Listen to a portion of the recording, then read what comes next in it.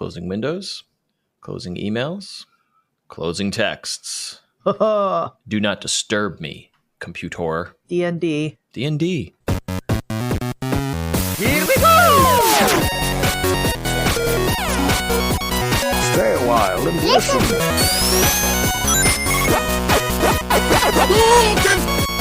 Now I find out. It's good. Get your beautiful video gaming butt in here and enter the chat with Colette and Matt, a weekly conversation about the video games we love to play and the news you can use to decide, hey, maybe there's some games coming out that you want to play. My name is Matt Silverman, joined as always by the one and only Colette Bennett. Hello, I pronounced your name correctly this time. Me. Yes. What? Why did you wait? You mispronounced it last time? I think I just had an elderly blah, blah, blah, last time, and then we had a big laugh about it. But who can remember that? Because that was 1 week ago. Yeah, I don't remember that at all. No. You could have been like, "Hi, Susan," and I'd be like, "What the fuck?" And then the next week I'd be like, "I don't even know what's happening." Etch-a-sketch, erased. Now, to kick off the show, I'm sorry to brag. I don't want to get ahead of myself. I don't want to make it, all about me. But I have something waiting for me in my gift inventory. Don't forget to claim it before it's lost on a little website that I like to call discord.com. Oh, really? Are you jealous? Tell me more. Tell me more. What's this? What is this? Let me click the button that says take me there. It is 1 month of chess.com diamond membership. Honestly, I might check that out. What is happening? Chess.com is a place that you can play. I mean, look, I kind of gathered that, but why do you have this? What is this? No, I have no clue. Oh, you know what it is? It is because, and I've said this in our Discord and probably to you at some point, 10,000 years ago, we did a sponsorship with Discord for one of my shows that I produced. Yeah. And the thing was like, hey, Discord wants to reach people other than gamers. So they were like, hey, podcasters. It was I think the network we were with had some deal. So it was like, hey, do a sponsorship with Discord. So you'll get X dollars. And also as part of that, create a Discord community for your show, which ended up being awesome. It was like one of the best things we did because people did come in and talk about it. So, we have it for this show. Discord is great. I love Discord. But point is, I must have been granted Discord Nitro for life or something because I've never paid for it, but I always get the perks and the things and the boosts and whatever. So every now and then I'll log in and it's like, hey, you can get a month of Game Pass as part of your Nitro subscription. And I'm like, oh, right. I guess I still have this. It's awesome. I think it's a nice little perk that I always have. And so I logged in today to talk to you and see what we're talking about on the show. And now I have a month of chess.com, which is a great site and a great app for learning chess, playing with your friends, doing chess puzzles, whatever. And it appears I don't know if I could gift this to someone, but if anyone listening enjoys chess.com and would like a diamond membership, please let me know. Let us know in the comments, because if I can gift this, then it's yours. I use chess.com every now and then, but I don't really have anyone that I play with regularly. So I thought you were going to say, I use chess.com every day. I use it every day. I'm not just a user of chess.com. I'm also the president. Oh, yeah, the client. Yes, right. I'm not just the president of Hair Club for Men. I'm also a client. Yeah. For any Gen Z listeners, that is a television commercial from 6,000 years ago. And I'm sorry. I'm not sorry.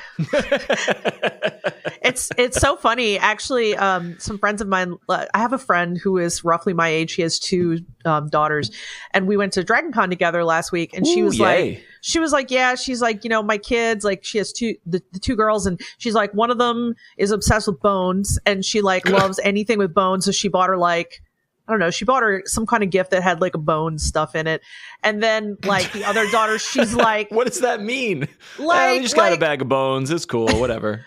I mean, I went over to their house once and there were a bunch of bones drying outside, like animal bones. So Okay.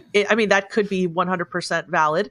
Hang on. How old are the kids? Just for reference? I think you they're said. teens. Yeah, they're teens. Young, I think one like, is 12 and 14 maybe, yeah, or 11 and okay, 15. Yeah. This is helpful context. But like, okay, look, biology, anatomy, chemistry, these are fascinating things, and bones are fascinating, and that's cool from a science learning perspective. And then there's like, why does this creepy kid have so many bones? There's another dimension to that. Yeah, I mean there is, and I always think it's kind of I think it's kind of one of those things where yes, a lot of people will find it weird. Totally get that. But it's a hobby. It's a thing I've known other people. It's like there's an oddities convention that comes here every year. I think it's this weekend actually. And it's tons of stuff like that. Like yes. very, very common. I recently discovered a Instagrammer, like website purveyor who I really want to interview for my other show. And it's about oddities and curiosities, and it is some really creepy stuff, ranging from like, hey, here's a bundle of human skulls. Who wants them? Bidding and auctioning them, but then also like, here's a Siamese twin that died in childbirth in the 1920s, and it's in a vat of formaldehyde. Who wants this one? And I'm like, and this stuff goes bananas on Instagram and elsewhere because like, it is creepy AF and interesting AF, Yeah, I mean, I see that stuff. I see at the oddities conventions all the time. I would love to know more what you find there if you end up going to any of these things. Yeah, I have a full gallery from when I went with Patrick some years ago. Like it's definitely fascinating. Not everything is my jam, but I really actually I used to have a pair of sterling silver earrings that were cast from hummingbird skulls. And I loved them. They were awesome. Yeah. I don't know what happened to them. I don't think I have them anymore. But I mean, let me put it this way: they weren't actually the skulls. I don't know if that would really make a difference. Anyway, I feel like I've gotten so off topic of what I was going to say. Everything dies, and so if you're going to turn the skulls into a cool, not turn them, but utilize the remains in order to create some sort of art, like, okay, that's great. It's not like it's not like someone shot a hummingbird and then like was like, look at this cool skull. No. I get that. What I was going to say I believe it or not, why we are here on this topic. That was it was on the way to the main topic, which was she said one child is obviously heading for a gothy dark kind of future, and then the other child like has Guns N' Roses posters in her room, and her request for what she wanted from Dragon Con was a pop figure of Slash. And my friend and I were like looking at each other like the circle is complete, like it went all the way around, and now we're back where the children, the Gen Z kids, like what we loved as teens. And Correct. I'm like, that's wild. It's it's wild. going to happen, but it's wild, and it's also not. And I don't know if I said it here or if we talked about it elsewhere, but it was like, oh yeah, all the kids in my town are wearing Nirvana t-shirts. Like that's become a hip thing to do. And I just am like, on one hand, it's like, really? And on the other hand, it's like, oh right, we liked the Beatles growing up, even though that the early Beatles were not part of our formative life or childhood. It's like we have access to all the things. I think it's totally great. It's not that. It's just it's surreal. Mm-hmm. It's surreal when you are the old person on the other side of it, being like, "Whoa, it's interesting," and it's cool from a like what media and culture endures and what is forgotten. So the Hair Club for Men commercial that you and I just referenced, forgotten. Yep. The Beatles, Nirvana, Guns N' Roses, hummingbird skulls, remembered. They will be remembered for all time. But to us, we're always going to have the giggles of, oh my God, I remember that. And I do think that's fun. Mm-hmm. I really do. Yeah. Yeah. We used to, I mean, this is just about getting older, but like, and I don't know how your parents are or were, but like, when my parents and their friends would sit around and reference things from like the Ed Sullivan Show, and no kids at the table were like, these freaking old people. And now here you and I are like, remember that hair clip for men commercial? And nobody listening knows what the fuck we're talking about. And I don't know about that. We have a lot of our Discord listeners are in our age range. So I'm not sure that that's true. I know what you're saying. But then it's like, then are you just creating media for your own generation? And not that that's bad, but why should you create media for a generation that's two generations ahead of you, though? That you don't, right, that you cannot speak to, and that you really have no business speaking to, because, not that you don't have no business, but like pretending to be cool and hip and failing is obviously cringe. So we try not to do that. Yeah. No, I mean, yeah. Anyway, I don't know how I got to this point in the conversation. It's great. I think we should just call the show. Just call it, be done. We cannot. Goodbye. It's just, I gotta say, it's a lot of news. Oh yeah, a lot of news. A lot of good, interesting tidbits too that I think are relevant for us and our conversation and our listeners in Discord especially. Well, where should we begin? This is a long list. Should we talk about Concord? Yeah, I am really fascinated by Concord. It's not a game that I was necessarily wishlisting or looking forward to, but again, it's like Sony making this big push into live service. They have said publicly in like shareholder meetings and on the business end of like we are known for making Gods of Wars and Horizons Forbidden Wests and such big epic prestige single player, and they're like, those are fine, but the money, if we really want to make money, we got to do live service. And they did that with Helldivers and some other things, and Concord was supposed to be the next big hero shooter, Overwatchy, not really Call of Duty necessarily, but like it had a look and it had a vibe and it had a style that people were like, ooh, is this going to be the next big thing? And they did a closed beta or something a week or so ago. And this, I should clarify that Concord was not free and would not be a free game. You would purchase the game and then buy cosmetics or battle passes or whatever. And so they did the closed beta, and I think the Steam numbers were like, there are hundreds of people playing this game, like shockingly low numbers. And then the second day of the beta, like those numbers dropped even more in half. And so like Steam is only one part of the picture. Obviously, we don't necessarily know the PS5 numbers, but like even if those numbers were doubled or tripled, it was like, wowzers, like nobody cares about this game. Because when people got their hands on it, I think a lot of folks were like, this is a perfectly competent and fine hero shooter that does nothing new, has no interesting characters. Like it was fine, but did not, just could not compete with all the other, the Valorants, the Fortnites, the Overwatches of the world. Right, for sure. And so just this week, a couple days ago, Sony was like, well, we are putting this back on the shelf. We are issuing refunds to any players who bought into the closed beta or pre-ordered the game, and it is now shelved indefinitely. I don't think they did not say in this blog post like it's done forever and will never come back, but I think they are shelving it indefinitely and or going back to the drawing board. And I just thought it was interesting because like when's the last time this happened? I know it has, but I honestly can't think of any times that I remember that it has. And that's quite wild to me. Because, I think about things like No Man's Sky where people weren't happy with it and they made a bunch of changes, or Cyberpunk, but like to pull the entire Cyberpunk game is a good example of a AAA. Yeah. Pulling the entire game is a huge deal. I mean, and to be honest, I know it's incredibly hard and there's so much that goes into making a game. So I feel for these people that made the game, because I'm like, you put years and years of your life into this. I can only imagine. And it is good, and looks good, and it has goodness in it, but from a business perspective. Yeah.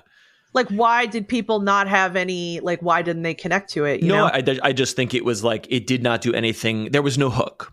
There was no innovative, interesting thing about it that would pull people away from the 7 other live service games that they're already engaged with. It's interesting. I think No Man's Sky is a very interesting, is a unique example.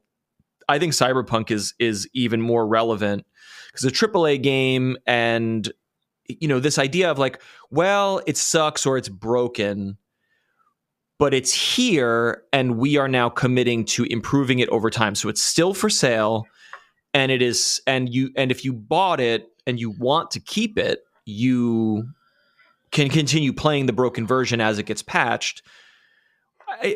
In a way, I respect Sony or the dev. I don't know which team makes Concord, but in a way, it's like, hey, we really hear you and we respect the players enough to say, you know what, this is not ready or it's not right. Here's a refund. And hopefully when we're back with either the next game or the update to Concord, maybe there's a redemption story of like, hey, man, we did right by everyone. So if you're willing to give it another chance, I don't know. It's just very respectful of players, I think. Well, it's crazy too, because I wanted to see more details, so I'm looking, and it says that they spent 8 years making this game, and they pulled it after less than 2 weeks. That's crazy. There's no way There's no way you throw 8 years of development in the trash. They have to rebuild it, right? How could you do that?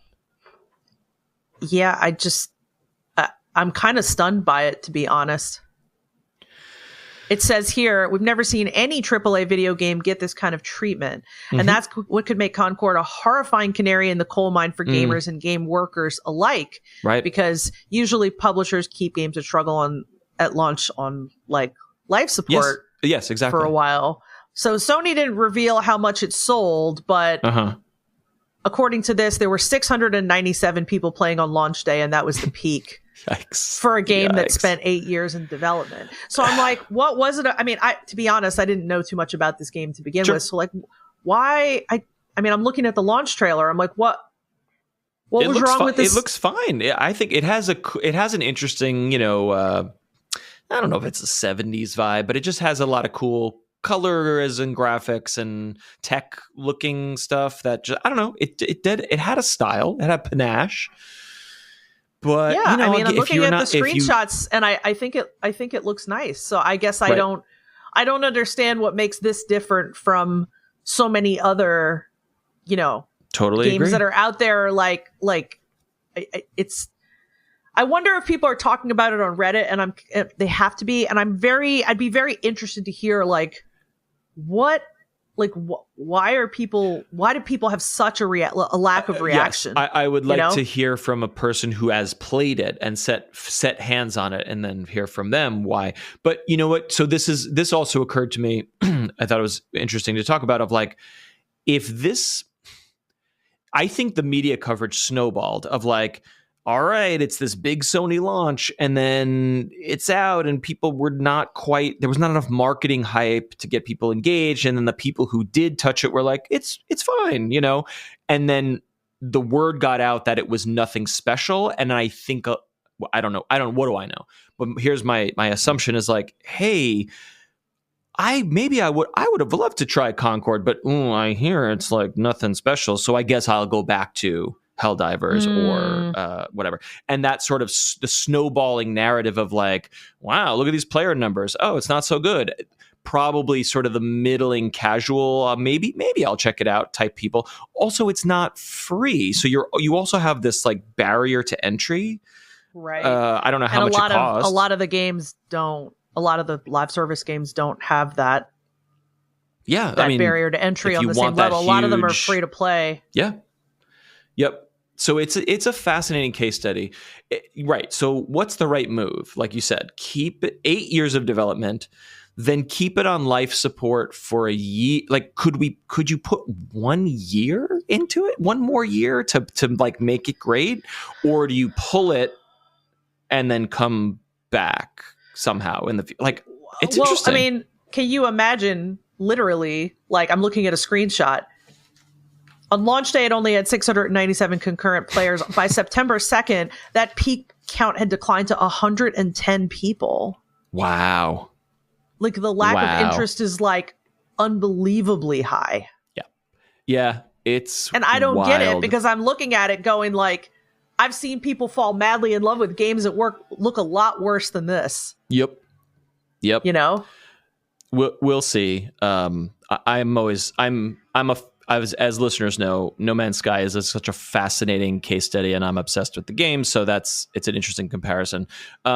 Move on to the next story here. I will be hearing you, but I need to close my doors because I'm being attacked by lawnmowers. So please proceed, and I'll be back in 10 seconds. Go on. All right. So I will go on to a new tweet from ConcernedApe, which had me a little concerned when I first saw a flash of it, because I saw the tweet and all I saw was, I have not touched Haunted Chocolatier in a long time, which made me not angry, but like, oh no, I'm looking so forward to that. But the context of the full tweet is basically that he's saying that the console and mobile ports for Stardew 1.6 are still in progress.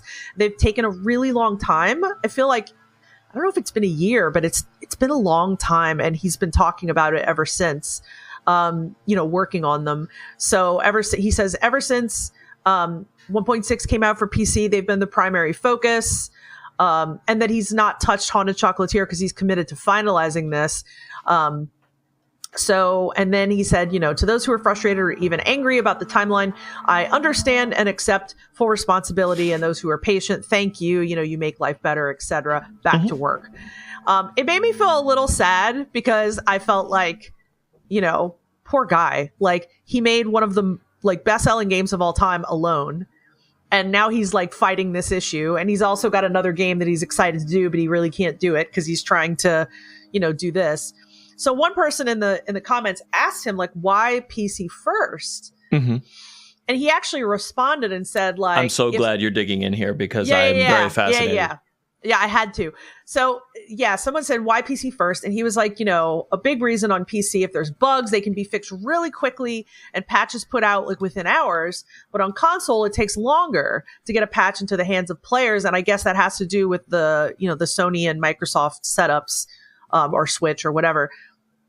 So it's ideal to have all major issues resolved before submitting to consoles. Otherwise, players might have game breaking or even save corrupting bugs in the game for a week. The truth is, I didn't expect console to take this long, but there have been technical issues with the porting process. I was originally hoping it would be maybe a month apart max. At any rate, I feel bad about it, which makes me even sadder for him because I'm like, But, to me, when I read that question, why release the PC version first? I was like, well, the biggest Stardew community is definitely on PC. People can't mod Stardew on console unless for some reason they have modded consoles. I don't even know if that's possible. Yeah, I don't even know. But I mean, it's another giant update that's free. So I think being salty about it, to be honest, is really immature and childish.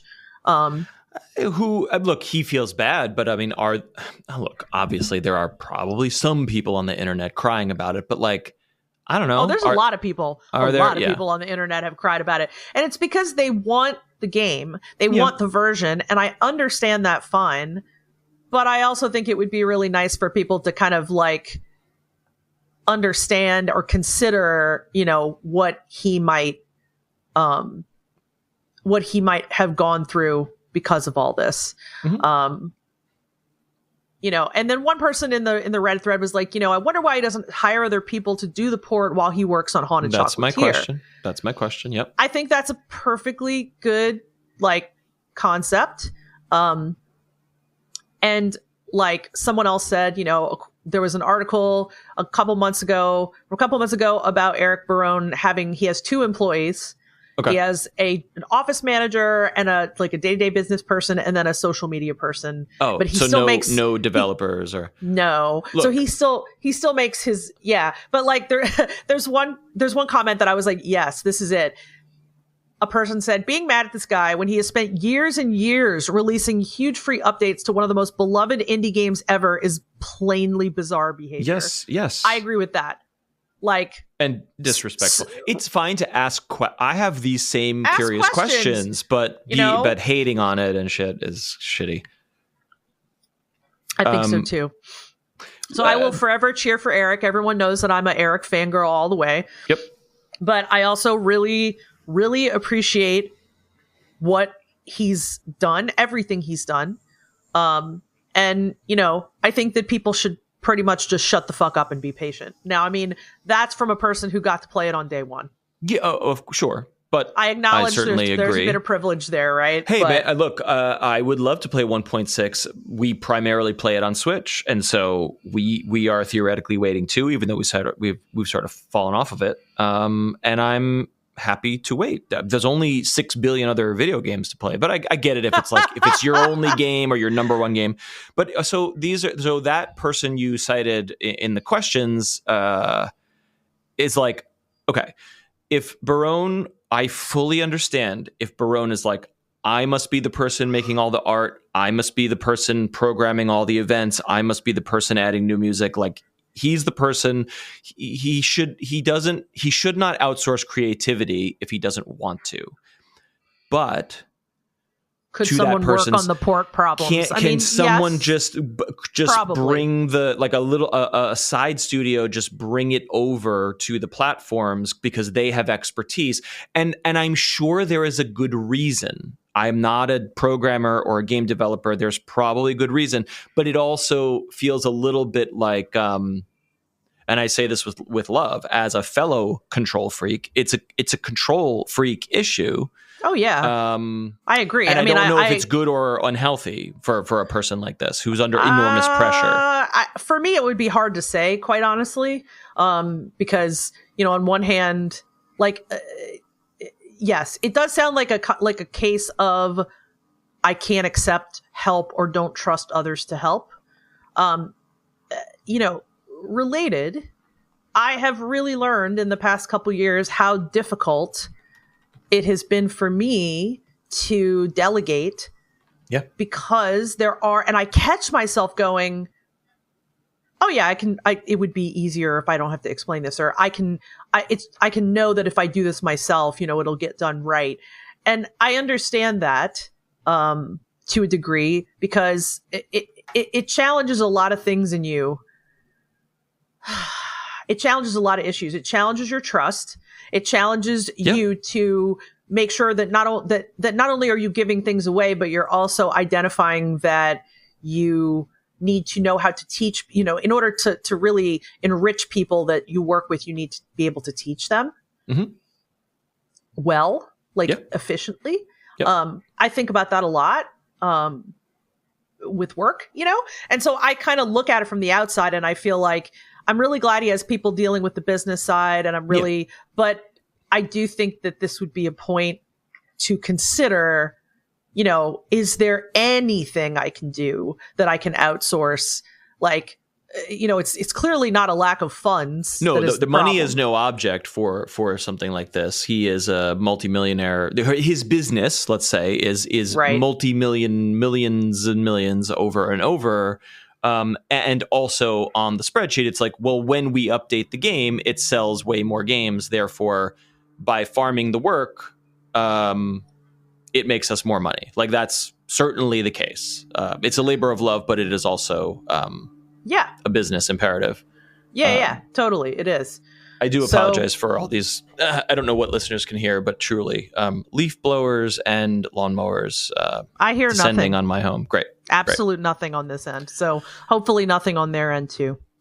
Here's my other question. And this is a thing to discuss here, but also, if anyone in our listening audience has touched game development, we know there are some people who are involved in that.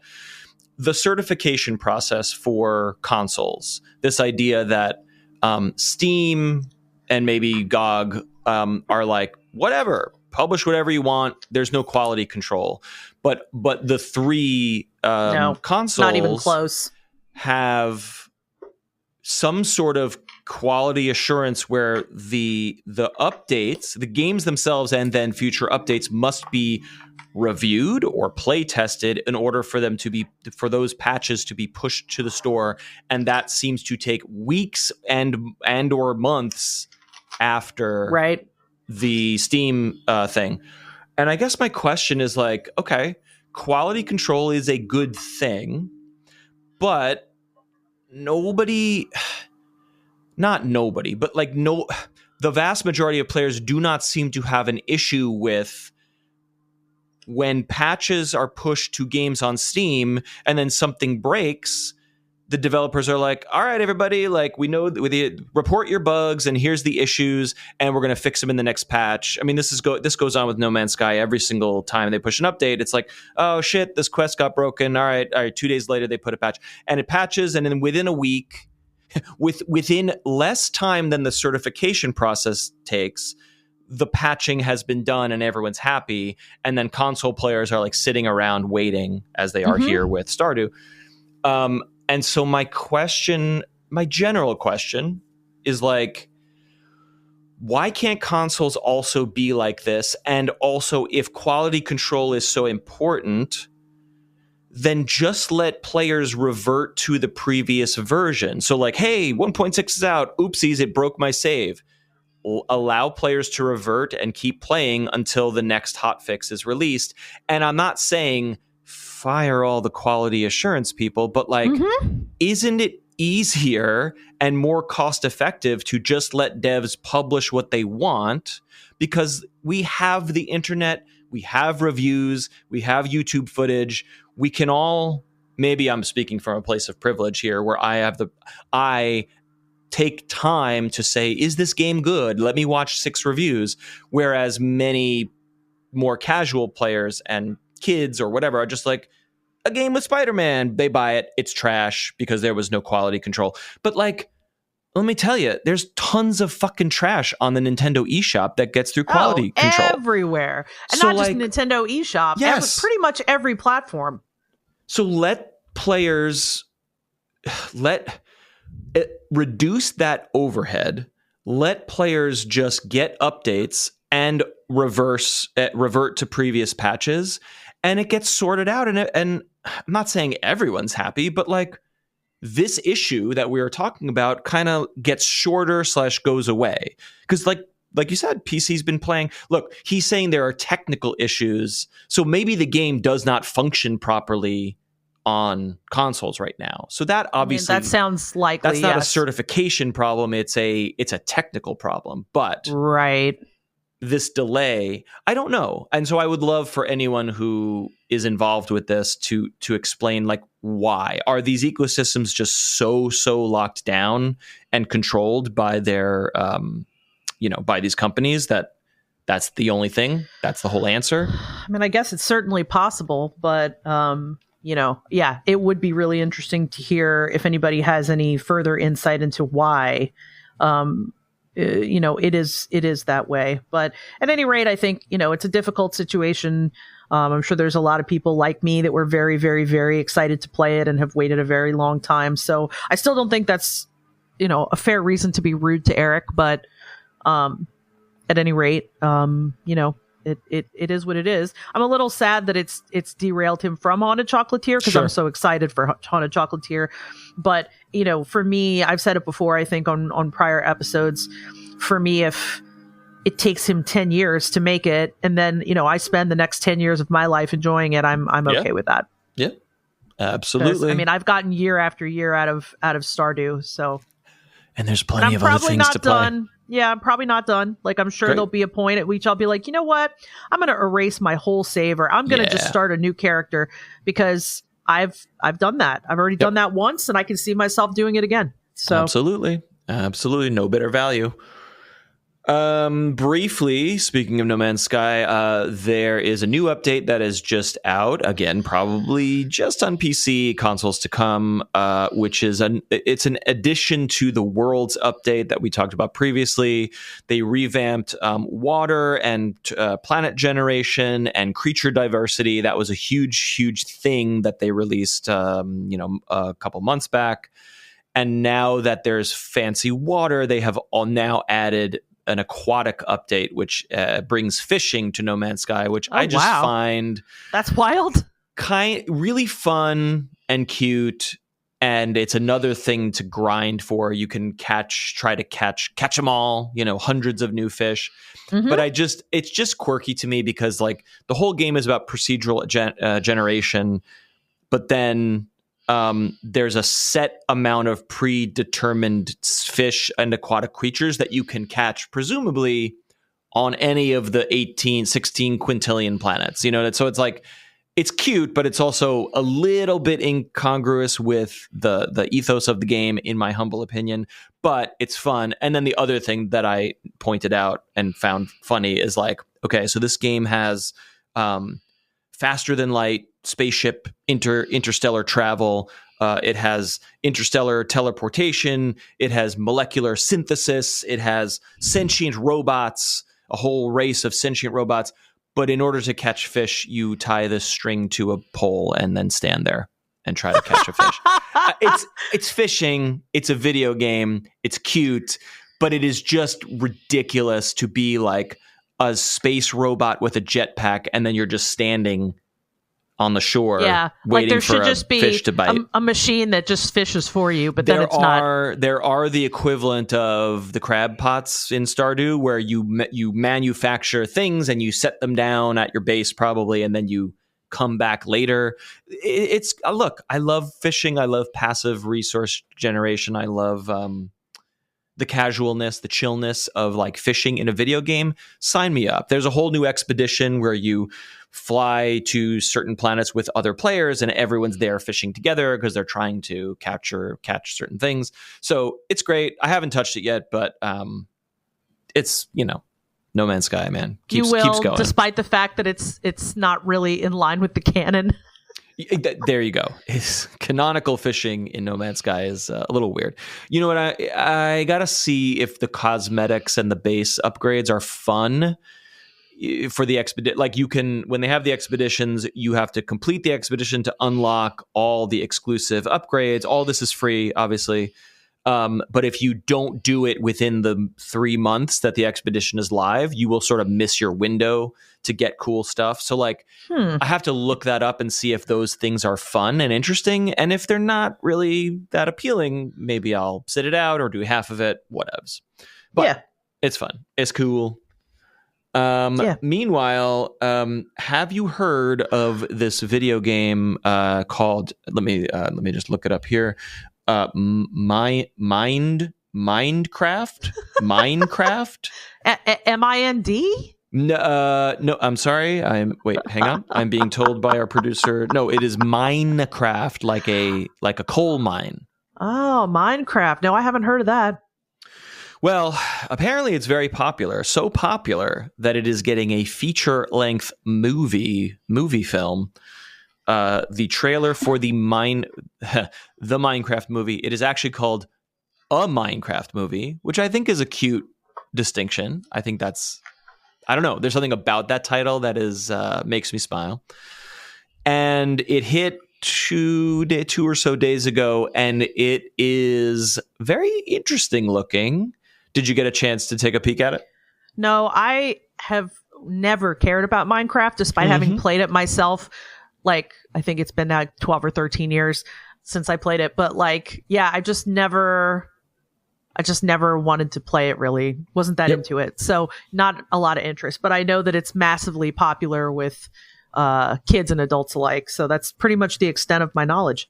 The notable things about this trailer to me are that we've known this movie was in production, and I think we knew that Jack Black, voice of Bowser, is playing Steve. I think that casting was known, But I think the assumption for a while here was that it would be an animated movie, and it mostly is, except the trailer is showing live action actors, this sort of group of kids and adults who seemingly, I don't think they show them coming through a portal, but they seem to be a stranger in a strange land entering the Minecraft world. And the Minecraft world is rendered very beautifully, but also very blockily. So you have live actors, and then they are in an animated world, green screen style. And then Jack Black appears and he's like, I'm Steve. And then that's the trailer. And it is scored. The music from the trailer is Magical Mystery Tour by the Beatles. Wow. Or some cover or version of it. I don't know. I don't think it's like a remix or maybe a different artist singing the song. It's cool and it's fun, but I'm like, okay. It's Minecraft. It's 2024. The target audience for this film and game are, 9-year-olds. What song should we use in the Minecraft trailer? What about the Beatles? What about this song from 1968 or whatever the fuck? It's just that's interesting. For the parents. That's for the parents. Of course, you are correct. You're correct. That's for the parents to smile and enjoy and go, wow. You're right. And I mean, also, I think that having grown up listening to the Magical Mystery Tour, I think that it is potentially music that, this kind of harkens back to the whole, my friend's 13-year-old daughter who likes Guns N' Roses. Why couldn't, Gen Z be like, wow, I like that cool band. Who are they? They can. The Beatles. Absolutely. But let me say one more thing. I am the parents. I have an 11 and 8-year-old who love Minecraft. So, like, I love the Beatles as much as anyone. But, like, it's not even that the target is not even, you're not hitting me either. You're hitting my parents. The kids, this song is for the kids' grandparents. No, anyway. I don't agree with that at all because you just didn't have the same experience I did. I grew up listening to the Magical Mystery Tour. So for me, it isn't for my grandparent or my parents. It's for me. Right. You get me? You get me? Oh, for sure. Yep. It is. It's fascinating. And I will say, after watching it as a Minecraft fan, as a Jack Black fan, I watched it and I was like, honestly, this looks cute, looks fun.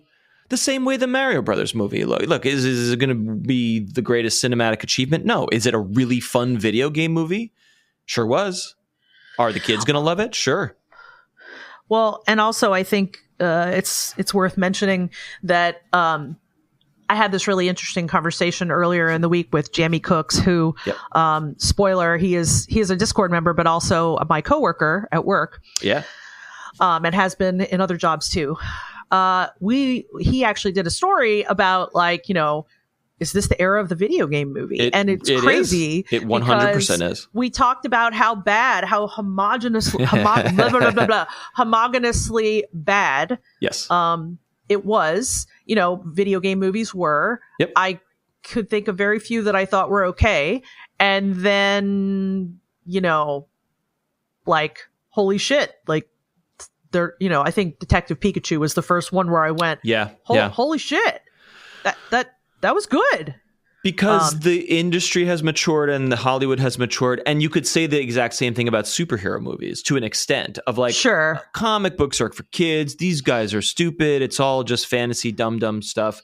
And then Hollywood got good at making them look good and feel cool. And now Marvel fucking is the biggest thing on screen. So yes, but I think it's worth also mentioning that Marvel has been very big for a very long time, but that they're starting to see declining gains because they've made so many fucking movies. Right. That's also very true. So that, to me, leaves an even bigger space for video games to come in. For good game movies to come in. And I think it's possible that they can be made now. Like, I have more faith. Especially after, Nintendo nailed the Mario movie. Yes. They nailed it. Yeah. Oh, precisely. Every couple weeks, my kids are like, oh, we'll see a trailer for something. And then they'll be like, hey, is the Zelda movie out yet? I'm like, oh, you poor children. You are adorable. They will learn the pain. They will learn. But it's interesting. You're right about the Marvel superhero stuff. And then it makes me wonder, like, when Sonic the Hedgehog 8 comes out, like, will we also be exhausted from the saturation of these types of movies? I don't know. I think it's very possible, but I mean, it's just, it's look, to be honest, having a lifetime of shitty game movies, I'm thrilled. I'm like, let's go. Let's have some good movies. Oh, for sure. It's far past time, in my opinion, you know? And if I was a kid, if I was a 10-year-old who was obsessed with Minecraft, I'm definitely going to see the Minecraft movie. There is nothing you can do to stop me from seeing it. So it's great. We'll see. I think a lot of people are complaining on the internet that, like, this should be animated. Why is it all these live? Why are these live actors with green screen? Like, I hear them, but as a person who really dislikes a lot of modern green screen, I think a lot of it is poorly done.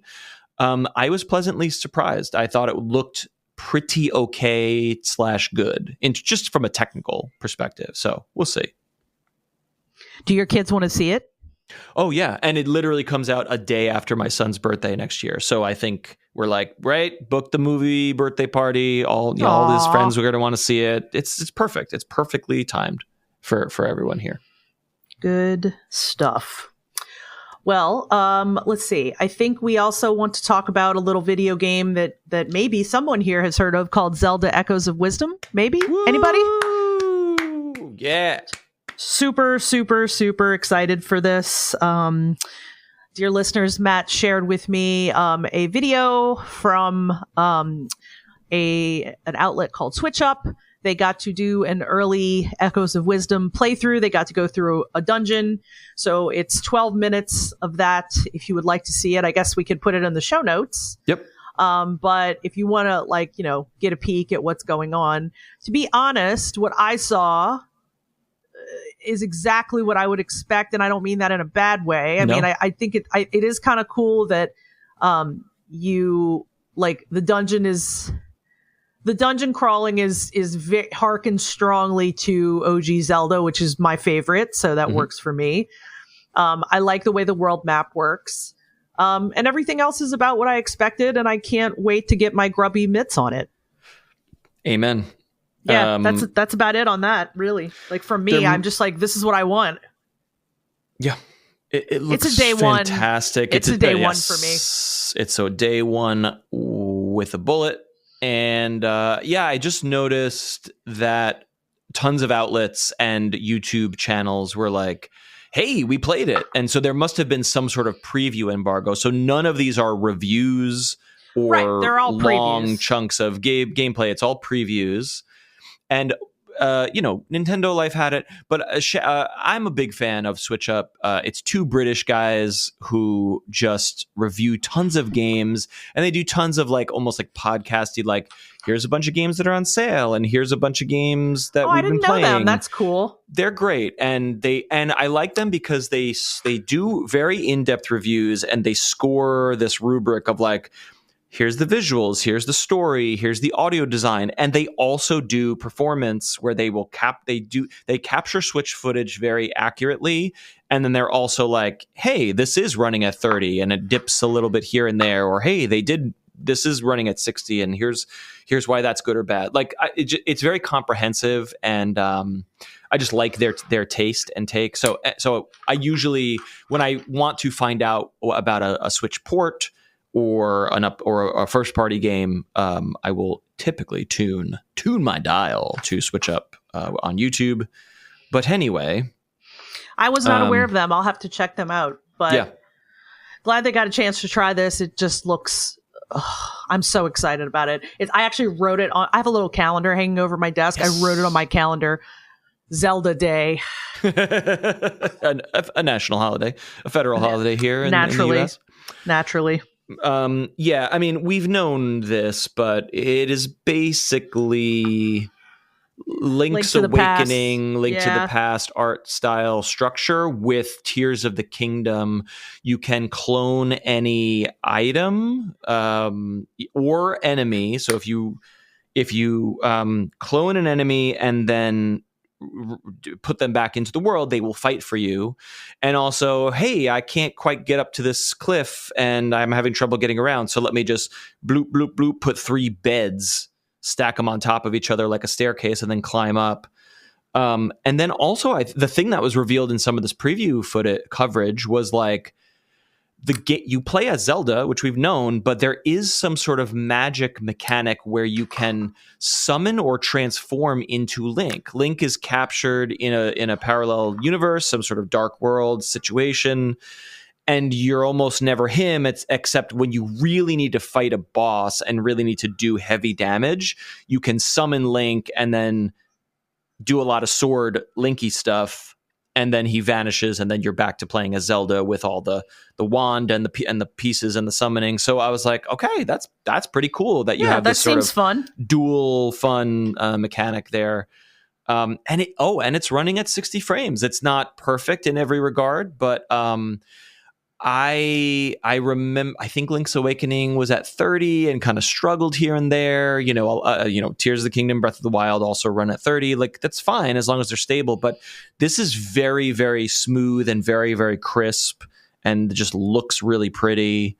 So I was just happy to see that, indeed, Echoes of Wisdom, probably a good video game. Probably a delight, like most Nintendo first party is for me. So I am excited about it in every possible way.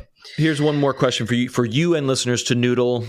Because this is a day one first party full priced game for me and you, I presume, I'm interested in getting the vouchers, which if you spend $99, what is it? You get 2 games, basically. You get 2 games. So if you spend $100 and buy 2 $60 games, you're saving 20. What is that? 20. Yeah, 20. You save some decent money. You save a decent amount of money on games that you want to have anyway.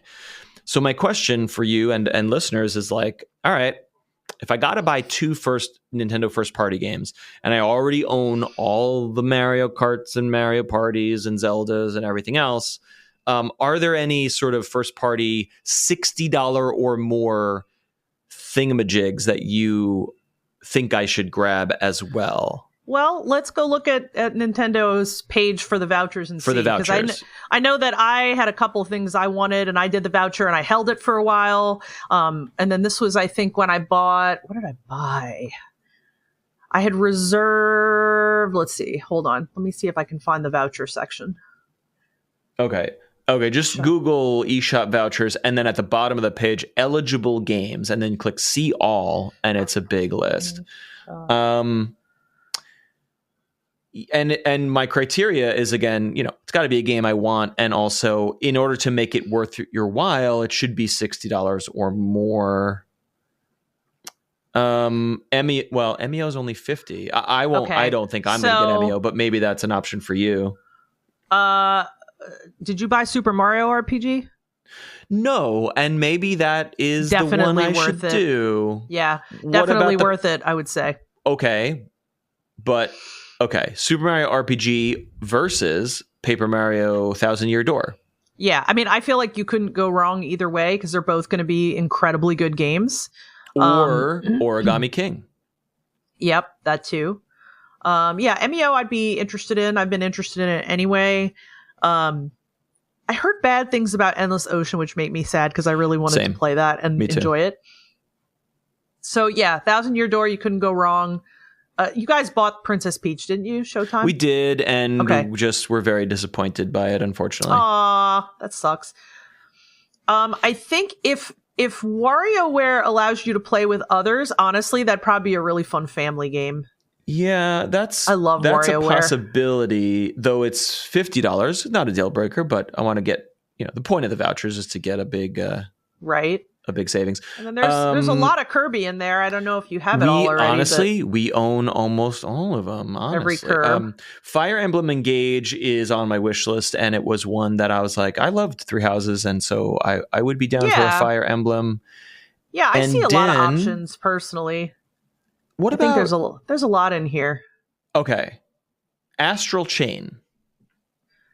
People fucking love I've heard Astral good Chain. things. I didn't play it myself, but I've heard really good things.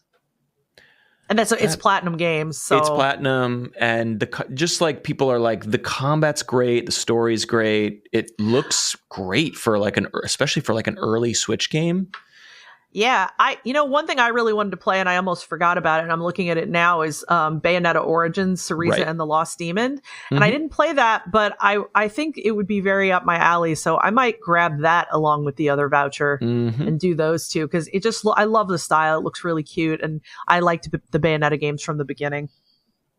I've never touched one. It never quite appealed to me, but that's great. I think it's that's great. Vibe, as the kids say. It's a certain vibe. It may not be my vibe. Yeah. All right. So I'm going to have to decide between listeners. If I have to choose between Super Mario RPG, which is the remake, which I've never played the original.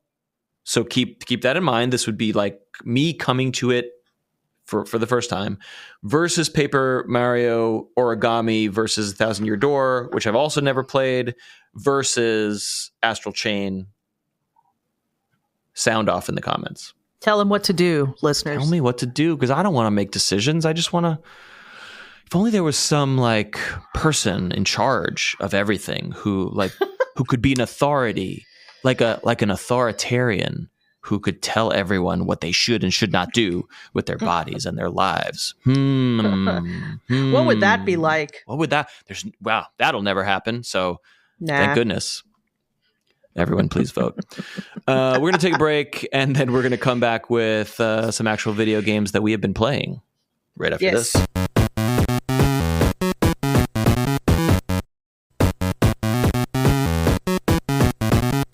We have returned. Not to talk about video games coming up, but to talk about video games that we are currently clickety-clacking on our controllers, maybe tapping on our keyboards. Maybe it's on your telephone. Did you know anywhere? You could get video games on your telephone now. Not just for calls. Quite good video games. Yeah. That make me go, wow, this has come a long way since Snake. Games that make me go, Sorry, Gen Z. Apologies. I will never apologize. I'm proud of being Gen X. I had a lot of fun this week with Peglin. Yay! So, and that was definitely because of you bringing it up. I decided to buy it because I just felt like, I don't feel like this is going to be a big demanding game. I feel like it's just going to be fun to pick up and put down. And I did actually finish it this morning, which was fun. Wait, you beat the game? Yeah. Whoa. Yeah, nice. Patrick finished it first. Huh. And I was like, damn, Patrick be fast. And then I was like, well, if he finished it, maybe I can finish it too. And so I went in on it and I did finish it. And I had a really fun time. With the game in general. It is easy to pick up. He and I both remarked that we felt like it was nowhere near as difficult a roguelike as some of the other roguelikes we played. Interesting. We both thought that was kind of nice because we're used to playing pretty difficult roguelikes. So it was like, oh, that's cool. So it was a nice experience for both of us. Real easy to pick up, in my opinion. Like super easy to pick up and try out. Did get hung up on a few of the bosses in my early runs and had to kind of get to a point where I was like, okay, I think this strategy would work. And then like trying new strategies with like what balls you get. Do you, choose to get new balls or upgrade balls you have? I got really into getting rid of like the balls that don't do anything and like replacing those with like balls that were more active. Is there any value in keeping the standard balls or you should be upgrading, replacing them? As early and often. I got rid of them because I just assumed that why would I want something that doesn't have a bonus versus something that does? I assume so I ditched them fast. Mm-hmm. But yeah, you definitely have to be ready to deal a lot of damage once you get to that final boss. But I mean, as long as you've built up your stuff well, like honestly, I didn't feel frustrated. I didn't feel like it was super hard. Like when I died, I felt like I learned from it every time, Mm-hmm. Yep. My only complaint was that I wish it was a little longer. I have many questions. How many worlds are we talking total? 3. Only 3. Okay. Yeah, that's a bit short. It's a bit short. I will say that I do not know if it's in early access or if they plan to add anything else, but if they did add anything else, I'd be excited about it. On Steam, it's in early access, but it is also out for Switch and out for consoles. Maybe it was just Switch. I can't remember. But point is, more seems to be coming. It's one of those interesting things of like, it's an early access game which don't come to consoles as often because talking about cert and quality assurance, like early access is supposed to be like it's buggy and it's unfinished. But then here's a $20 release on a console. No, I'm not. It's a great game. They did everything right, but interesting when that happens. Let's see what the roadmap is because maybe I actually only finish what's currently made. Right. So here we go. Updated roadmap to 1.0. The date on this is... What is the date on this? I really don't see a date on this update, which is Friday, May 27, 2022. So this is actually old. Oh gosh. Okay. Yeah, this may be way out of date. This is stuff that they added that I'm like, yeah, okay, I think I got all of this. Yes. So let me go look at the profile page because now I'm curious about. So their last update was August 27th. It does say what we originally they're now approaching what we originally imagined the full game of Peglin would look like. It's the no launch longer on in Nintendo early access, Switch. By the way. It does not say early access on Steam. On it anymore. Okay. I swear it did when the Switch port was announced, but so this might maybe 1.0 hit and it hit consoles and here it is. It's done. Yeah, I don't 1.0 patch notes. So yeah, it is 1.0. They're saying in the right. Yeah. So I don't know. Let me see if there's a roadmap. I don't know if that means that there is potentially a lot more coming, or maybe this is it. This might be the game, and it's just not a super long game. I really enjoyed it, and I would love for there to. I would have enjoyed it at twice the length, honestly. $20, given how short it is a little steep. No regrets. Yeah, if you got 10 hours of gameplay for $20, great. I have one question and one comment to relay, which is there any sort of meta progression? Do you keep upgrades throughout runs, or are you starting from scratch every single time? I started from scratch every single time. I didn't see that as an option. So what I'm experiencing is like, as you get forward in the game and you start to fail, you're like, oh man, this build I thought was hot shit is no longer working and I'm dead and now I gotta start over, which is fine, but it's I guess technically not a roguelite, right? It's a roguelike, whatever we want to call it. Right. Yeah, that's correct. But I was a little disappointed that there's no you don't carry any progress forward, though you can unlock new characters which have new traits similar to Slay the Spire. Did you unlock characters? No, I didn't, and I don't know. I'm thinking like, well, would I play it again to try to unlock new characters? And I don't know if I really would. Like I looked closer at this update, and it says like, it says, we are now ready to call Peglin a full-fledged game and share it widely with the world. I'm like, okay, that's it. That's the whole game. That's here. It's a tiny team, so I'm certainly not going to get into, man, they should have done this or they should have done that. I'm not vibing that, but I do. I would, if they made a Peglin 2 and it was longer, I'd be happy about it. Let me put it that way. Here's hoping. And like we said on last week's show, whenever it was, go grab it for free on mobile. Right. And actually that's what I did, by the way. I did it on mobile. I played that first area, and then I was like, yeah, this is pretty fun. And I thought it would have made a great mobile game had it not been for what might be an elderly problem, which is that I had trouble clearly seeing the pegs with exclamation points on them. Like I could see them, but I was just peering so hard at my tiny screen. And I was like, I just want to play this on a big screen. And so honestly, even on Switch on a television, I wasn't quite understanding, like, when you hit this symbol, it gets this. And I'm looking at the board being like, are these the same symbol? Am I looking at different things? What are you talking about? Like, it wasn't like a vision problem. It was like a design clarity issue that took me like at least 2 hours to be like, oh, that's what they're talking about. Got it. Let me start over again. So I think there could be a little polish there, maybe, but otherwise, and so one other thing to share, when we released last week's episode, that's when I suggested Peglin to you, and because it was announced, it was shown off in the Nintendo Partner Direct, and Daki listened to the episode and said, your description of Peglin had the same energy of a 6-year-old telling you way too much information about their favorite hobby. I've played Peglin and couldn't parse what you were saying. And to that I say, if any grown-up is so excited about a thing that they're like, and then you did the thing with the pegs, and then you did this, and then, oh my God, it's so cool, then that's a good video game.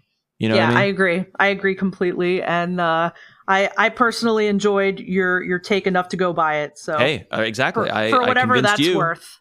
Yes. Yep. Thank you, Daki, for that summary. And also, please let us know if you have comments about the game dev stuff that we talked about in the first segment, because we would like to know more from your experience. Yes, I'm so glad I love that you beat Peglin. The kids are obsessed with it. I had a fun time. It's funny. My daughter has, her Apple account, iCloud account, whatever, and I got it on the iPads for free. But because it's a child account and upgrading to the full game is an in-app purchase, got it. She's like, "Can I get the full game?" I'm like, "Yeah, it's $7. Great, go get it." And she cannot get it, and I'm like, telling my wife, and everything's fucking busy, and it's first day of school or whatever. I'm like, how do you make the purchases on the iPad? I don't know. But so she just keeps playing World 1 over and over. Aww. The poor child. Oh, her life is so hard. It's really a lot of suffering. I don't know how she really deals with it. Life is suffering, as Buddha said. What else? What else are you playing? He's not wrong. That's the only thing I've honestly had time to play. And now that I've finished it, Patrick and I are considering going into Baldur's Gate 3 because so actually the reason why cooperatively.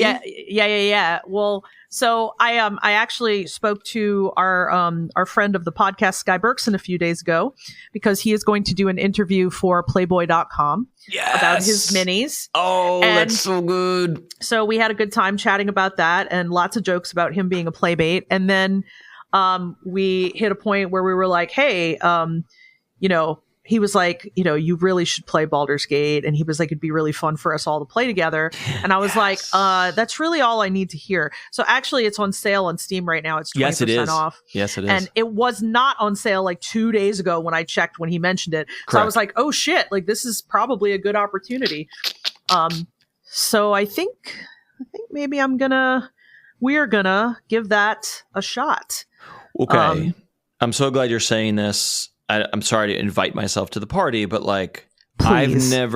I've played Divinity, Original Sin 1 and some of 2. It's a great game. I just fell off of it, but I never quite understood how the co-op works. Like, you're in a party and then you play a single character and you can just go and do anything.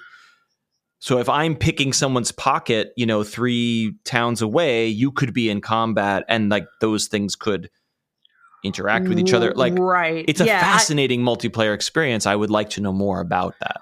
Well, I can report back because before we got on to do this today, I was actually reading about it because I was very curious. Like, well, how does the co-op work? I had the same questions you have. And I didn't fully understand what I was reading. I was like, okay. So like, it's split screen, that much I figured out. But then I was like, okay, like what, how, once you're in the split screen, like what are you doing? When you are playing online. So you and Patrick, I wonder if you and Patrick are split screen on the same device, but then Sky and or me would be on our own devices remotely, obviously. Right. Yep, that's right. Yeah. So if you have an interest, I can certainly message you and let you know. But I think both of us are kind of like, oh, it'd be fun to jump into something, kind of deeper and, with a little more demanding. Mm-hmm. But it actually got us talking about a couple of the other RPGs we tried. Like we had a friend try to get us into Divinity, and it was just too complicated for both of us. Like, yeah, like for us, right? Like, and Patrick is like a person who has like enjoyed like some deeper RPGs, but I think for both of us, we were just like that one just wasn't going to be for us. I wonder if BG3 is going to be more of that, or if there's some UI streamlining that might make it a bit more accessible. I do not know the answer to that question. Yeah, I don't either. So, I mean, we'll definitely see. But my primary concern with this idea, just for me joining, would be like scheduling. Like, do we it's D&D. So it's like, can we all find a time to sit down at the same time to play this thing? And if someone is not available at said time, does it block the progress and gameplay of the other players? Yes, that's another thing I needed to know and didn't find out before hopping on. So I'm curious to find out the answer to that, but I can report back because I'm still in the research phase before I buy. I tend to be weird about that sometimes. Like I'll do a lot of research. If a game's $20, I'm like, yeah, okay, whatever. But if a game's like, $60, like to me, it's like a little different. Like it's a game I need to play. I'm a huge fan of the series. I've played 1 and 2. They're very important games to me, as I've said here. And I need to play this and own it. But my question, it's on sale until September 9th, which is Monday or whatever. My question, I have all the same questions you have, and then it's also like, can our first experience with this amazing game be a cooperative experience, or is it like, should we play a little bit on our own to get our sea legs and then join and make a new character? Yep. I have to get answers to all those things, and I will before I buy it, because that's what I want to know before I make the purchase. But I can report back for sure. Yeah, let's keep talking about this before the end of the weekend, because I would want to snag it on sale. That'd be fun. Also, another question I have, since you have played the other games, we haven't. So do you think that would it really affect it at all, or could we go in and still have fun without having played other games? I don't think so. I know the gist of the story of the first two especially is a masterpiece, but I think all these characters are new. And I think it takes place sometime after the events of the original. So I think it is separated enough where there is no narrative reason. I'm sure if you play Baldur's Gate 3 and you encounter certain places or characters, you're like, whoa, that guy's still alive, or what? I'm sure there's Easter eggs or fan service, but and then I would say the originals are very old, so I think mechanically it makes more sense to play a newer game. Games. I think if you played the old games now, it would be a lot of like, okay, we're fighting this goblin, and I'm going to pause and issue commands to all my my party, and then you go, and it's just like goblin and warrior going dice roll, dice roll, dice roll, dice roll, dice roll, and you're just sitting there waiting for your sword to hit, and it's just not very. By modern standards, it's probably pretty dry. But if you go into your mind and be like, whoa, this is an epic battle, then like the story and the characters and the emergent gameplay of it is extraordinary. But the actual like mechanics are like, oh, this is literally Dungeons and Dragons dice rolling in a video game. And I think they have while they still use D&D 5 or 6 rules, whatever we're up to now in Baldur's Gate 3, I think it is much more video gamey and much more tactical the way Divinity was, if that makes any sense. Interesting. Okay. Yeah, I think I'm going to watch some videos so I can get a better feel overall for what I'm fully getting into, but I'm interested for sure. Right.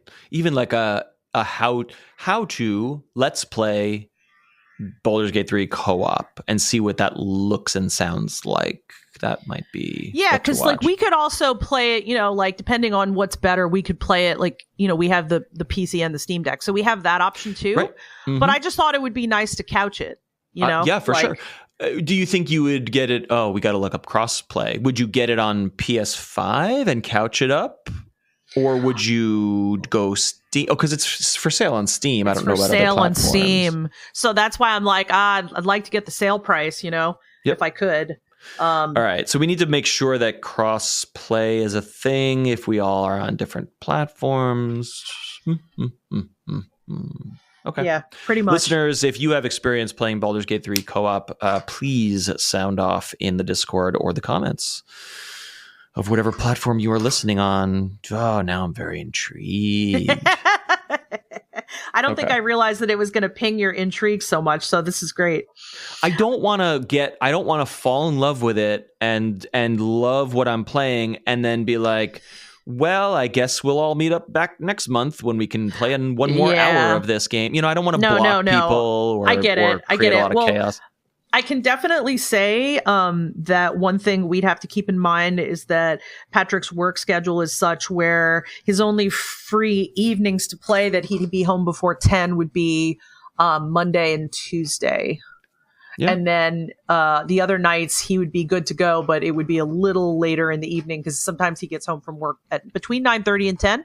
So that would be one thing that you'd have to keep in mind. I don't mind staying up a little later as long as it's the weekends. I don't mind either, and I am flexible in certain evenings. But sorry to bore you listeners with scheduling talk, but also like additional question for listeners or our research.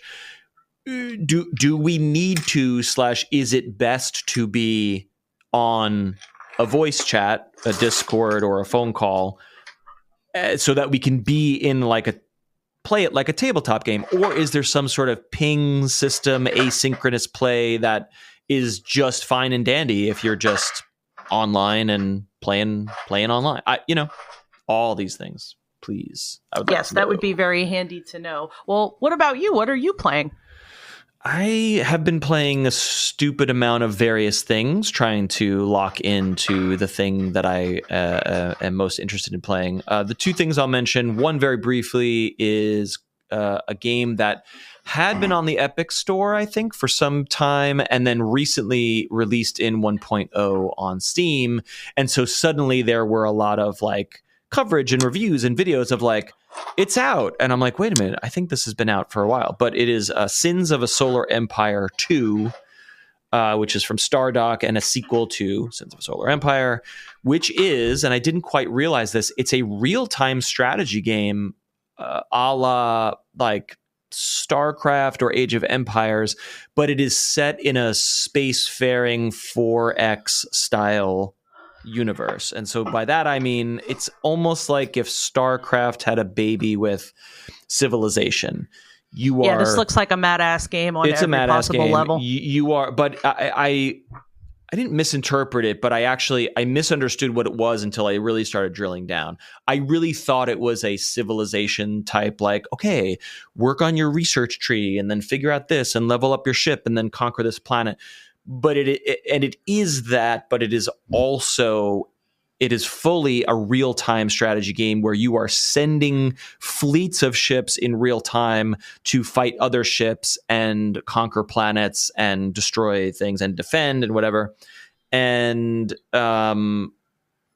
it has homeworld vibes in some ways, which I love.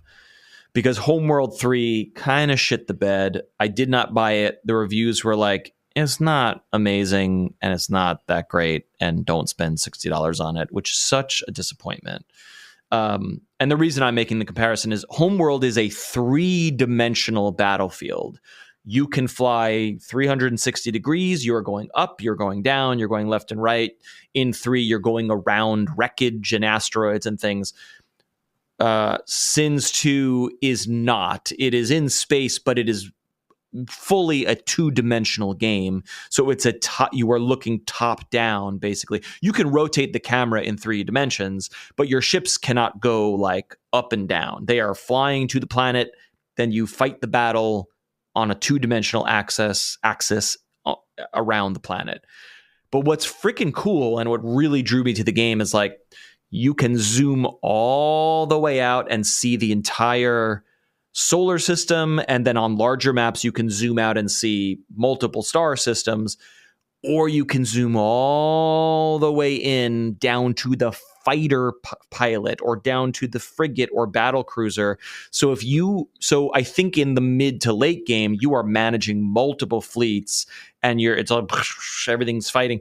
But when you want to, you can zoom all the way down and see, like, you can like be in Star Wars and see what your ships are doing, and it looks like Return of the Jedi, where it's like all these ships are fighting and their missiles are flying. It has real tactical like ballistics. So like if you're firing on ship A and another ship B crosses in front of that missile, ship B will get hit. Like the position of your ships and their movement and their speed and their abilities are very, very tactical and precise.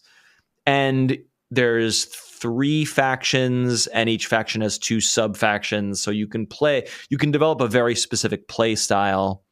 And each tech tree is very specific. So you are leveling up a huge tech tree of like upgrading this or these abilities, and you can add abilities or items. There's diplomacy. You can, schmooze your neighbors and get them to work alongside you. I'm not that far along in it, but it's very, very well done. It runs spectacularly. Like all the reviews were like, this game looks amazing and it runs great. And my graphics card isn't even that good, and it looks and runs so good. They just did a really, really nice job. It's beautifully presented. It's really fun, but you got to be in for it. You got to know what you're getting into. Yeah, for sure. For sure. It looks very complex and very much like something that I would not enjoy at all. Yep. Nope. It is not for everyone. And then additionally, speaking of things you may or may not enjoy, it wasn't the most recent direct. Maybe 2 directs ago, they announced that Darkest Dungeon 2 was coming to Switch and or maybe all consoles. And it was in, again, I think it was on Epic for a period of time. Then it's been out on Steam in 1.0 for a good while, maybe half a year, maybe a year, I don't remember. And then finally it's hitting consoles. I was like, you know what? I never got Darkest Dungeon 2. It would be great to play it on Switch. Took a peek, made sure it was running well. It runs okay. There are certain sections that are not amazing performance-wise, but I was like, yeah, I really want to play this easily on TV, easily in handheld. And it was on sale a week or 2 ago. I was like, you know what? Darkest Dungeon is one. It was on my list when we did our 5 episodes of our favorite games of all time. Darkest Dungeon was on that list. I love Darkest Dungeon so much. People say that that 2 is very good but different from 1, and I think there was always some discussion of like, if you loved 1, you should really make sure you understand what 2 is before you go for it. And I had done my homework, bought it on sale on Switch, and I am really, really thrilled with everything, because the reasons I love Darkest Dungeon are the drama. Every single combat, every single fight, every single action you take in a Darkest Dungeon game can be life or death. This is not Final Fantasy where you're just spamming attack or magic. The turn order, the abilities of the enemies, the position of the enemies, and then sometimes the dice roll or the stat. It's very heavy on status effects. The status effects that are on an enemy or on your party member, and the dice roll that hits at the exact moment when you attack or defend or heal will make or break the battle, which can then make or break the run. And that drama, that edge of your seat excitement in a turn-based game is what makes this game so special, in addition to this really amazing gothic horror, cosmic horror art style and motif that both of the games are set in. they sort of upgraded their visuals, so it very, very much looks the same art style wise to the original Darkest Dungeon, but they have now rendered that same sort of paper craft. It's not comic book, but pen and ink style art.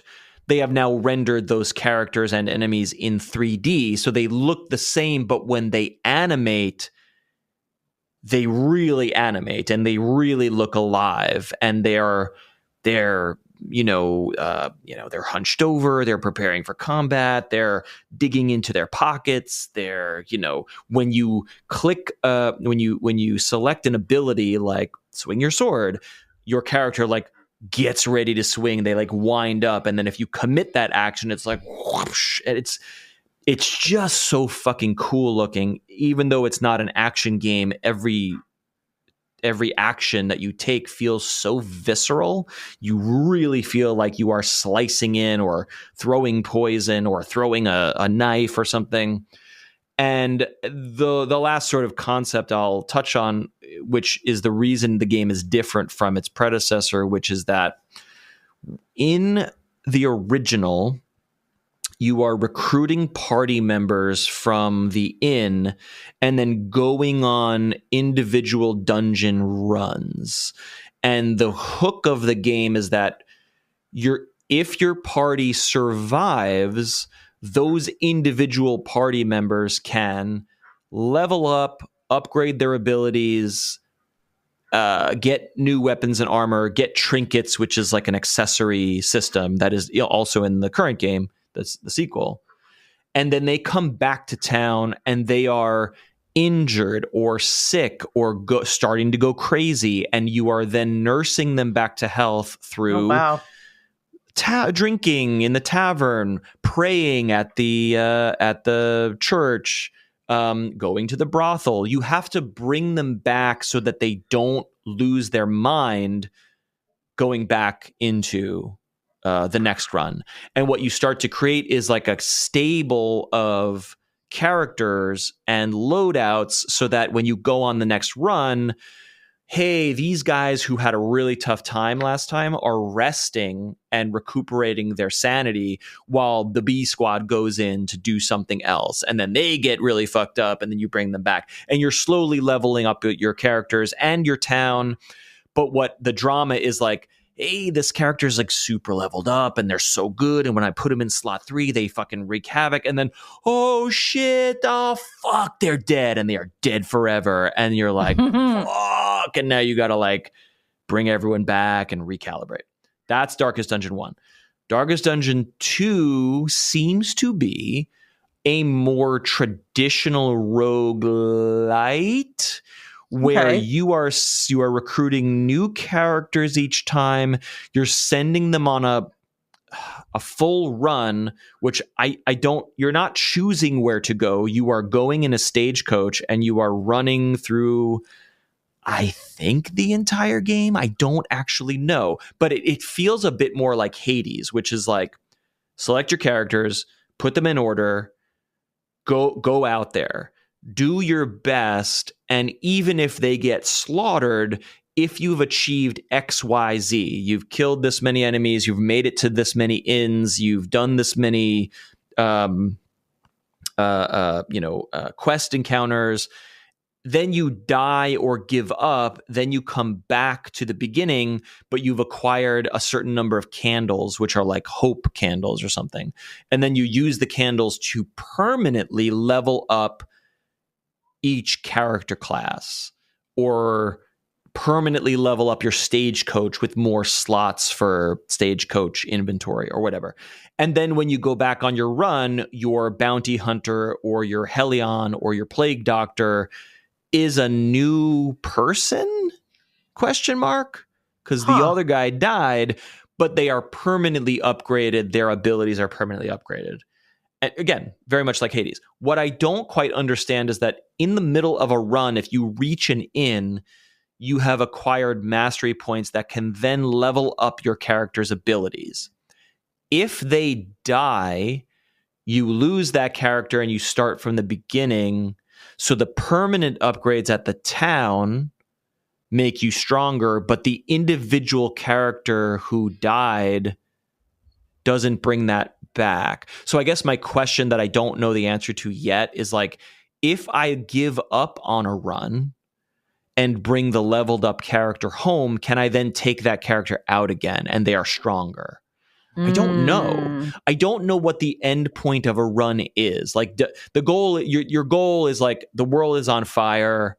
The undead are wreaking havoc, cosmic horrors everywhere. You're trying to get your stagecoach to the top of a mountain to confront whatever the fuck is going on in this Lovecraftian hellscape. So I don't quite understand, like, is the point of the game to go from town to final boss and I'm just dying a bunch of times and then upgrading permanent upgrades, Hades style? Or am I trying to get to a waypoint and save these characters' lives to bring them back so they can be stronger in conjunction with the permanent upgrades? I do not know. The game has lots of menus and tutorials that is not making that clear. The one other thing I'll say, because Darkest Dungeon 1 was very much a mouse and keyboard PC game when it launched and controller support / consoles were released later, the UI for Darkest Dungeon 1 was a bitch and a half for consoles. It's very, very confusing. For 2, they have made a really cool design overhaul, which still takes getting used to, but when you look at it, it's like, oh, it's Darkest Dungeon. It looks the same. But when you drill down into the UI, there's a way to like hold the left trigger to like whoosh, you zoom in on a character and it's like, okay, they are on fire and bleeding and they have +2 strength. So your next hit will do this much damage. And you can sort of tab over. So in the middle of combat, you can kind of zoom in on your characters or the enemies to be like, all right, what's going on here? What does this symbol mean? Okay, cool. And then you zoom back out again and you're like, and poison. Let's do this. Let's do that. And it's a very, very nice user experience cosmetic upgrade from the first game that once you are used to it, it's like, oh, yeah, this is cool. I can see everything. There's a little key, there's a little key where it's like, what does this fucking wind fire symbol mean? I don't know. And you just go boop. And it's like, oh, that means this. And it's this status effect. And it affects you this way. So once you know where all the bits and bobs are, it becomes much more intuitive than the first game. So if you're interested in playing this on a console, I am happy to report that they did really nice work to bring this into a controller friendly zone for console players. Cool. Okay. Very interesting indeed. Was there another game that you mentioned that you played? No, it was just dabbling in Sins 2. Oh, nice. Okay. And then really going hard on Darkest Dungeon right now. And then I had a craving to play Helldivers again and crank up the difficulty a little bit. I'm not going to talk about it much more, but like that Helldivers 2 is amazing because when you start, it's like, how the hell can I do anything in this game? I am getting slaughtered on like the easy mode, the easy difficulty level, right? And then as you get good, and it's not even about leveling up weapons, it's about, okay, I understand how weapons and stratagems work. I understand the play style that's good for me. And when I fall in with a group of players that are very team oriented and skilled, then what was once an impossible, unimaginable task becomes like, oh shit, we are cooking, we are dominating, we are working together, we're doing great. And it is really fun to be like, holy shit, I've never seen an enemy this large and this powerful before. And yet we are using weapons collaboratively to like, all right, you're going to take down the armor and I'm going to pull down a bomb that's going to blow the fucking legs off this crazy shit. Yeah, I feel like I have leveled up my understanding of Helldivers 2 and I'm like, ooh, so now if I play the harder missions, I can get more of this, which means I can lower the cooldown on my stratagems. And so I have been rehooked into that a bit more. So that's it. That's it has cool. a high skill ceiling, is what I'm trying to say, where you can go hard if you want to. It's great. Yeah. It seems like Patrick was really into it for a minute there, and then I think he kind of dropped off. He's been playing a bunch of other stuff. Totally. Yep. Same. And now I've bounced back. So we'll see. I think if and when they release the third faction, which is rumored and speculated on, that will be a big influx of returning players, I presume. So we'll see. We'll see. I know Patrick's waiting for that as well. Yeah. That be it. That's all the video games for this week. That's a lot of video games. Let us know what you're playing. Please let us know your Baldur's Gate 3 experiences if you touch the game dev industry or are just fascinated with it like we are. Chime in about the Stardew and the Cert and the iterations of our favorite patches and games and such. For now, we're going to get out of here. Are there final words? Nope. I don't have any today. All right. I got to figure out what I'm going to go play next. I guess it's going to be Baldur's Gate because I'm like, shit, I finished my game today that I was playing. Yeah, I know. You have your dance card is open. So right. And I'm not working today. So I'm like, ooh, I could play anything I want. The possibilities are endless. If you want to get in on this Baldur's Gate action, I don't know how many online co-op people can do Baldur's Gate at the same time. Is it 4? Is it more? I don't know the answer. Well, see, we were like mid-research when it was like time for me to come do the podcast. So one thing I'm wondering is perhaps if Patrick has found out some answers to these questions while I have been away. So I'm going to consult with him and see what he has learned, and I shall report back. You know what? I know it's not face-to-face. We all need more face-to-face, in-person social activities in our life, especially I'm thinking about like, summer's winding down. It's going to be winter. It's going to be February. Like, am I even going to leave the house? Mental health, all this stuff. I'm dreading a lot of that stuff. So to have perhaps a social gathering point, I think it could probably help you a lot. Honestly, it's Wednesday night. We're all going to get together and keep going on the campaign. That is, I need to do that more. So, I would love that. We'll keep you posted on the research, and if you want to join in, get in on this action. If there's a slot for you, and you love Baldur's Gate, or you are Baldur's Gate 3 curious, as we are, you know where to find us. For now, please remember to be kind and rewind your podcasts after listening. We'll talk with you next week. Bye. Bye.